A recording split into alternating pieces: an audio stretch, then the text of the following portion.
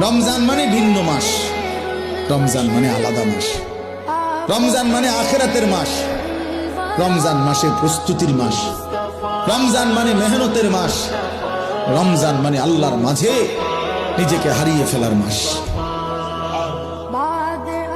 এটাই মাহে রমজান।